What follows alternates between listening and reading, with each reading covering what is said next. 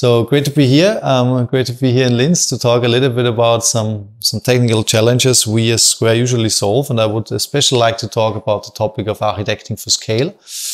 But first things first, who am I actually? My name is David Leitner. I'm a Chief Technologist with Square. I usually tend to call myself a coding architect because that's what I actually do. I go a lot into teams and help them in getting their things done on a conceptual level, to explaining them the current architectural constraints, building up the architectural vision, also aligning this with stakeholders, but also being hands-on and really helping the team to deliver their stuff. Because quality of software is on all layers, right? It needs to be done correctly on the architectural layer, but it also needs to be done correctly on the design and implementation layer. So a little bit about Square. We started our journey, I think, 3.5 years ago in Vienna, where we basically started out to become a company where people enjoy to do their work, where we have a great impact on our customers. And we did a really good job on this, I think, because we grew quite heavily in the last couple of years to around 50 people. That's why we said that we also would like to enter the German market. That's why we started a Munich branch now, where we basically around 10 people by now and basically try to also have an impact on interesting projects on the German market, which is, of course, as we all know, much bigger than the Austrian one. What we as Square do is of course not so easy to explain, but I tried my best to summarize it in 4 main points. So our services cover realizing Agile, which means that we help actually organizations to build great digital products. So if you think about software, then software is always a social technical thing, right? You need to kind of bring the organization in a shape that it actually even can deliver great digital products. And if the organization is in the right shape, we help them to do really the product delivery.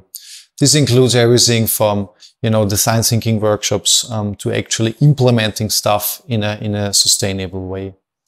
We also do a lot on software transformation, which means that, big organizations have big systems which they need to transform into, for example, microservice systems. They have monoliths which they need to decompose. They have, I would say, out of maintenance technology which they need to migrate.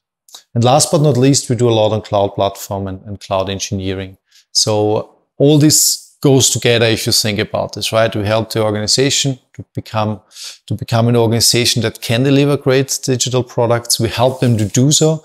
We help them to deal with their existing systems, and we help them also to utilize the power of the cloud and especially the power of platform engineering as a foundation for all this. And the great thing is with architecting for scale, I will dive a little bit deeper into all of these 4 pillars, so to say. We do this with a lot of clients in the Austrian and German market, just a few logos. So we work from startups to enterprises to scale-ups, actually everybody, where we see that we can make an impact, where we have a good relation to basically bring this organization forward.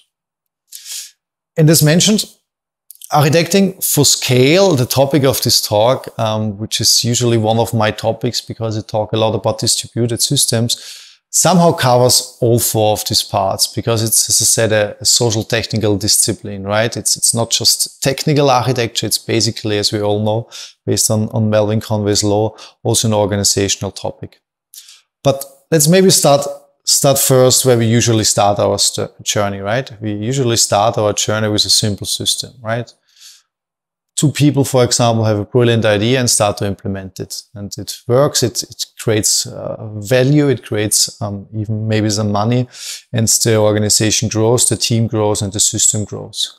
And this growth goes on, and this growth is actually a good sign because it's a sign of success, right? That we build something which makes value, otherwise we wouldn't need to kind of scale it up. And this usually leads then to multiple teams that basically take care of the system. And from a simple system, very fast, a complicated system at least, can be achieved. And in some situations, we even end up in complex systems.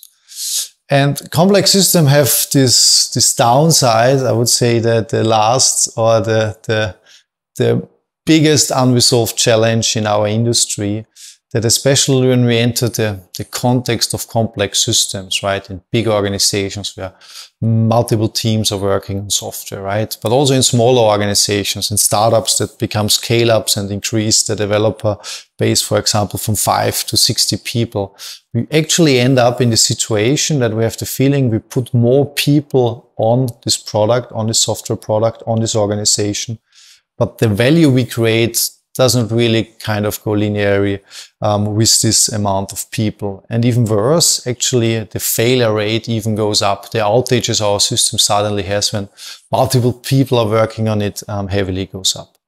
And this is against our goals, right, of optimizing the flow of value to our customers. How then NORS usually says this is actually against our goal to safely and sustainably reduce the lead time to thank you, right? Because it's obviously increasing, and we as an organization, we as teams which build value for customers, kind of get worse into it, I would say. So what we usually do, and that's not such a big thing, is that we split these complicated systems into modules, right? We modularize them. That's the foundation of everything in software engineering, creating abstractions, you know, putting things together that belong together, so high cohesion and low coupling. And this, of course, makes a lot of sense because suddenly we have modules where teams independently can work on stuff again. And I think there happened something in the last few years that we mixed up modularization with distribution, because usually people say when you need to modularize, for example, such a big monolithical system, you end up in a distributed system, right? Instead of just modelizing it, you start to build microservices, service-based architectures, whatever this is. And I think this is a big issue actually, because I think we misunderstood something there as an industry, that we basically have two axes. We have modularization, which can be bad and which can be good, right? On the other hand, we have distribution, which can be monolithical or distributed, right? And where we in many situations are, and that's given, unfortunately, and that's not by bad intention, this is just how things historically grow, is that we have a monolithical deployment unit with a bad modularization, which we tend to call a big ball of mud, right? And I'm here with Joseph Joda, who said that sadly architecture, who coined this term actually by a paper, who said sadly architecture has been undervalued for so long time that many engineers regard life as a big ball of mud as normal. And unfortunately, it's true, but it doesn't need to be that case, right? Monolithical deployment doesn't automatically mean bad modularization. And a lot of people are talking these days about well-structured monoliths. Because just shifting from monolithical to distributed deployment units will probably not improve your modularization, and you will end up in something which we tend to call a distributed monolith, which is probably the worst of both worlds. Bad modularization and a lot of complexity. So a well-structured monolith actually solves the problem of modularization. But as I said before, I'm kind of working with distributed systems my entire career. So what is actually then the reason why everybody goes into service-based microservice architectures and things like that? Well, for me, the main point here was just to strike out again that there are many good reasons to choose distributed systems, and we will go directly into them, but the modularization is usually none of them, right? And someone who said this much better is Simon Brown, who said, if you can't build a well-structured monolith, what makes you think microservices are the answer, right? And when we think about this modularized system now, with the simple deployment, with a single deployment unit, what's actually the reason why we so often shift into architectures where we have, for example, 3 services, independent deployable services? And there are a couple of them, as I said before. There's, for example, individual scaling demand, right? That we say, okay, we have 10x traffic on this single service, but all the other services stay with the usual traffic. Something that can happen, something I don't see that often to happen, to be honest. Usually traffic goes up, but traffic doesn't go up, and this usually impacts the whole organization, the whole system. We also see technology segmentation for sure, right? So sometimes it makes sense that you can say, okay, I built this service in Python because we do some machine learning there, and the rest are building Go, Java, or whatever is needed, right? I think we should not overdo this. But of course, there's a case for technology segmentation. And there's also a case to collocate things, right? To say, okay, we need a dedicated service because we need to bring it as close as possible to the customer. So for example, we have something that also needs to run in the US because we have any external dependency also running in the US and we need to bring them close together. But these are more the technical things. These are more the technical driving parts that make us build distributed systems. And funnily, I would say these are usually those you hear from people. Why are you building microservices? Yeah, independent deployments and things like that, being technology agnostic. But the driving factor is usually not the technical one when we think about these distributed systems. It's actually about an organizational one, and the organizational one is usually ownership, right? We want to have teams to build it and own it, or in better cases, even to build it and run it. And you would now probably ask, but why can we not do this on a single deployment unit, right? Why can we not just do a monolith with you build it, you run it? Well, the problem if we share one platform, one deployment unit, and something goes wrong caused by team B, which is owning module B, then the implications will usually kind of affect our whole platform, our whole deployment unit, and will affect probably also module A and module C. And this is why a team from module A would probably never take ownership of their module and say, hey, I promise you this thing will run, because they would say, I cannot promise it to you because I cannot fully control it. Right? And if we want to take ownership and responsibility, we probably need to go into this distribution. We need to make the teams autonomous, to give them the freedom that they can control what they should actually own. Otherwise, ownership doesn't go hand in hand, of course. And the thing is, these are the two things: the technical benefits, which we tackled on, like individual scaling demands, technology segmentation, or co-location. But more often, it's the organizational autonomy which we need, right? Which we basically strive to achieve, or which we should strive to achieve with distributed systems. And why we should actually probably build systems like microservices, which are not just a pure architectural pattern, but a social technical pattern, I would say. And this organizational autonomy actually allows us to scale engineering. And from my observation, or from our observation at our clients at Square, usually in 80% of the cases, we need distributed systems to achieve the organizational part. And the answer is basically simple, right? So we expect that if we, slice this stuff up into smaller things, we can keep the pace high so that all of these teams can independently highly deliver value. That's the whole idea of distributed systems. That's the whole idea of microservices, that we basically want to achieve this, or self-contained systems, however we tend to call them, or coarse-grained microservices, which we often hear these days. And that's where we actually want to land, right? We want to have good modularization, and we want to have distribution to enable those teams to be independent. This usually ends up in autonomous and self-sufficient distributed systems. So the key to architect for scale is to design self-sufficient subsystems that empower autonomous teams. And that's actually the heart of scaling for architecture. And I will give you some examples here now.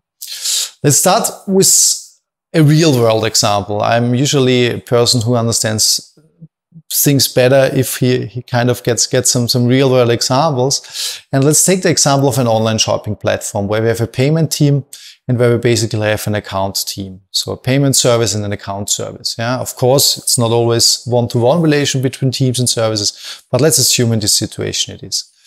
And the payment service goes down, right? And you're sitting in your office and the payment team comes to you and tells you, hey, payment service, we're down again. But it's not our fault, right? It's not our fault because actually the account service made us go down because it wasn't able to deliver us the list of users. And then it's of course a little bit rough, but probably you should say, well, it's your fault, right? It's your service, right? You are responsible that the user can do a payment, right?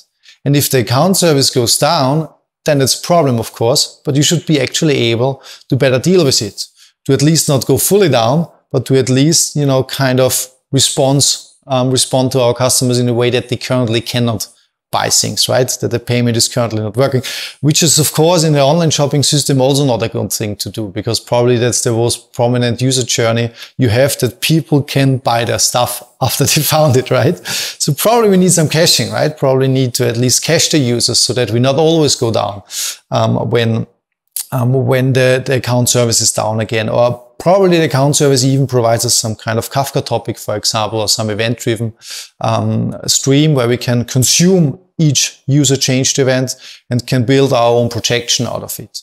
Which then ultimately, of course, leads to the effect that whenever our account service goes down, we can still process payments because basically we have the up-to-date users all the time on our premise. Yeah? And that's just one pattern or one example where event-driven and reactive architectures help us a lot to kind of build this resilience, which ultimately helps the teams to get autonomous independently of the external dependencies. And I would not go too much deep now into all these patterns because we just have 25 minutes for this slot here now. But there's a complete presentation on those things where we talk about the rise of reactive microservices, where we touch point actually all of the things that help teams to build their services autonomous. But it's not only to the outgoing dependencies, right? It's also to the ingoing dependencies. Of course, you will have other services that call you. And those services can again be misconfigured, right? They can DDoS you with requests and probably your system cannot deal with it. Then it's again your fault actually, right? I mean, it should of course not happen, but you should be aware that this can happen, right? Because you cannot control the external systems. So you need to come up with load balancers, circuit breakers, proper caching, all those things. Because actually what we need to do to architect for scale is to architect with external failure in mind. And this failure will happen, right? The sooner we understand that this failure will happen, the sooner we will succeed. And a good example are the failures of distributed computing, right? So we build a distributed system. That means that we go over the network, and the network is usually not reliable. The latency is not zero, and so on and so forth. So you can read them up. So basically, distributed systems are by definition a thing where everything that can go wrong will at some point in time go wrong, right? And I always say services that can run in a chaotic environment can run everywhere, right? But services that can only run in a stable environment can only run under such conditions. And that's actually for me a big thing. That's why I often preach that we should not rely on stable environments, especially in huge distributed systems. And one thing we usually do there is that we don't want our productions to run smooth, right? At least not all the time, right? Of course, the goal should be that production runs smooth, but we don't want to have it all the time smooth. We want sometimes where it's running chaotic, right? Where things happen that could go wrong, will happen. And so we can build the processes to be able to respond to them. So that when they then really happen, we kind of have everything in place to have a self-healing and self-recovery system. And I'm a big fan of doing this during the day, right? I'm a big fan of saying, okay, you know what? We do game days. We turn down the database today at 2 o'clock in the afternoon, and we have a full development team sitting here. Better than to do it, 3 o'clock in the morning, unplanned, where we have one crew gear on call engineer who then needs to fix the things, right? So I'm big on doing this chaos in the systems. I mean, of course, we kind of need to always value if the system is complex enough that this really pays off, but especially in bigger complex systems, you should play around. You should say, hey, what actually happens if the network connection between this service and this service breaks? What happens if this service is misconfigured? What happens if this database basically is broken, right? So we need to engineer and to architect with chaos in mind, because chaos is unavoidable in complex distributed systems. But these were more now the technical things, right? These were again more the technical parts where we basically build self-sufficient subsystems for autonomous teams. But that's not the only thing, right? You can build the best technical distributed system and the team will still not be autonomous because probably it doesn't have the business capabilities to work in an autonomous way. And what do I mean by this? Let's think again, we are in a payment team, right? And the payment team at some point in time executes a payment. And this execution of the payment sometimes fails because the payment gateway team has an error in processing the execution of payments. And of course, we could now optimize the payment gateway team and help them to get the system more stable. But the question we should actually ask ourselves, why did we slice our system like this, right? Why don't we slice our system like this, that we have a payment team which has full end-to-end responsibility for payment, right? User needs to buy something or needs to pay something, so he enters his credit card information, and ultimately the payment is done. And this is in the whole responsibility of a single team. Yeah, and of course the answer is too complicated, right? Too much cognitive load for a single team, and I fully get this. And what we should then probably do instead of, carving out something like a payment gateway is to keep the slicing vertical. So say, okay, if the payment domain itself is too huge for a single team, then we should probably split it up in saying, okay, we have the credit card payment team and we have the classical SEPA payment team, where those teams then basically can handle this end-to-end responsibility. And that's actually what we're striving for, right? We can only build autonomous teams and self-sufficient services if they kind of fulfill end-to-end responsibility for our business, because then only those teams can really act fully independently. So we must architect around end-to-end responsibilities. And of course, I know, yeah, this sounds simple, but of course there are complexities in huge systems. It's not always possible to build full end-to-end customer journeys by a single team. For example, in the SEPA payment team, we would probably need some fraud check if actually this payment is not a fraud. And this is something what we usually tend to call a complicated subsystem, right? A system itself that is so complex that its own teams needs to maintain it, needs to cover it, because it would bloat the cognitive load of our business value-driven team again. And the thing, of course, is that we need to somehow have an agreement with this team. We need to understand what is basically something like the availability of this complicated subsystem, right?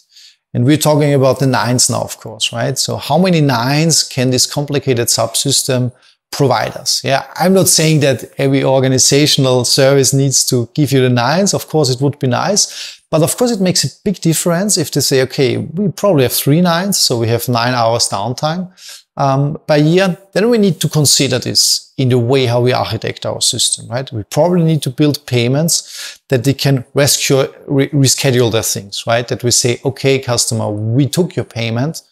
We didn't fully apply it yet, right? But we will apply it. So you can be sure that we will take care of it once our internal errors are fixed. But basically you can consider it as done, right? But if they, of course, say, hey, we have 5 nines, so we will probably be down 6 minutes a year, then we could probably just move the error to the customer and give them a nice window and say, hey, sorry, something went wrong, please retry again. But these are the things we need to know to architect those solutions, to architect those integrations, right? And they are probably very important. So, for example, mean time to failure is something which we should at least know, right? How often does the system not work, right? And when we architect on systems, we need to understand, okay, this is a very reliable system, right? We don't need to invest so much technical complexity into this, or this one is a legacy core banking system where we need to ensure that it will not break our whole business process once it goes down, right? And what we often also see in the context of team topologies, where we are actually using these words, or where we actually use these words from now for complicated subsystems, we see another pattern which I like a lot, that teams start to build platform teams. Platform teams that basically support those stream-aligned teams which should deliver as a main goal business value in building the stuff faster and more reliable. So teams, for example, which operate Kubernetes cluster, which kind of, take ownership of shared cloud resources. And again, we have here the same thing, and platform teams are a very emerging trend, I think, where we again don't have the time now to go into detail. Also, I like where our industry is moving there. That's why I linked a talk from my colleague here again, where he talks a little bit more about platform teams. But in general, we have the same consequences here. We need to have a mutual agreement at least on what those platform teams provide us, right? Or at least some lightweight SLAs, right? I don't say that we should in the organization have, full-blown SLAs, but we should be aware, what does this platform team actually provide us? How many nines do they give us, right? Because we are in the end needing to have this information to give also this information to our customers. So we need to architect for availability on our critical path. So to sum up, yeah, what I wanted to bring, or what I wanted to make you aware of, that the key in architecting for scale is not only a technical one. It's a social technical one. It's where we need to have technical excellence paired with understanding the organization and the constraints this organization has. So we need these self-sufficient subsystems that ultimately empower autonomous teams. And we basically mentioned 4 points now, which are important for this. That we have external failure in mind, see it as given. We have chaos in mind. We architect around end-to-end responsibilities, and we architect for availability on our critical path. And this is just a subset because I've given a similar presentation, and that's now the last cross advertisement a while ago, where I actually add 3 more points, which for those who were interested in those 4 can also take a look at, which should then ultimately help you to not end up in this, but to hopefully end up in a high flow of value and a low amount of failure. And as the North said initially, keep the lead time to thank you low at scale. Thanks a lot. I hope this was useful.